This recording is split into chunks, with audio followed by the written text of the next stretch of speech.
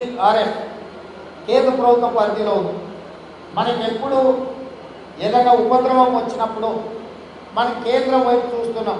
మీరు విమానాలు పంపించండి, మీరు బోట్లు పంపించండి, మీరు కలిగిన సిబ్బందిని పంపించండి అని ఆలోచన చేసి సేమ్ సిమిలర్ ఒక ఆర్గనైజేషన్ స్టేట్లో పెట్టుకోదలుచుకున్నాము.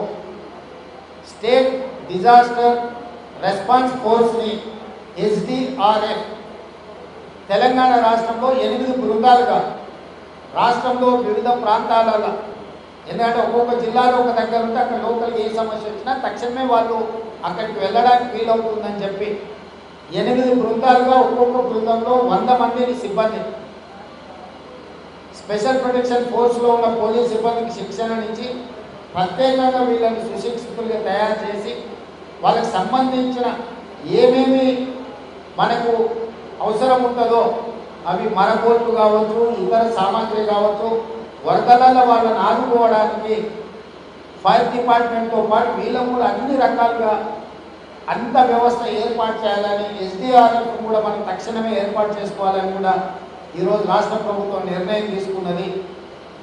ఇందులో 800 మంది 8 యూనిట్లు ఉంటారు.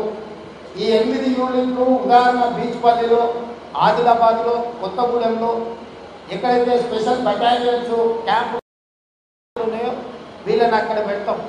అత్యవసరంగా జిల్లాలలో ఏ సమస్య వచ్చినా మొట్టమొదటి వాళ్ళు పరిగెత్తి సహాయక చర్యలలో పాల్గొనేటట్టు ఈరోజు నిర్ణయం తీసుకొని SDRFని మనం స్టార్ట్ చేసుకున్నాము. ఇదే కాకుండా ప్రధానమంత్రి గారిని కూడా రాష్ట్రంలో జరిగిన ఈ విపత్కర పరిస్థితులను పరిశీలించడానికి వారిని స్వయంగా రమ్మని చెప్పి ప్రధానమంత్రి గారిని కూడా కోరడం జరిగింది.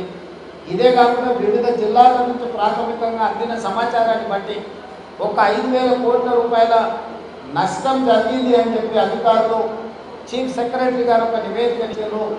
తక్షణమే ప్రాథమిక అవసరాల కోసము 5,000 కోట్ల రూపాయలను ఆ నివేదికను పంపించి వీలైనంత మేరకు ఆర్థిక సహాయాన్ని అందించమని చెప్పి కేంద్ర ప్రభుత్వాన్ని కోరడం జరిగింది.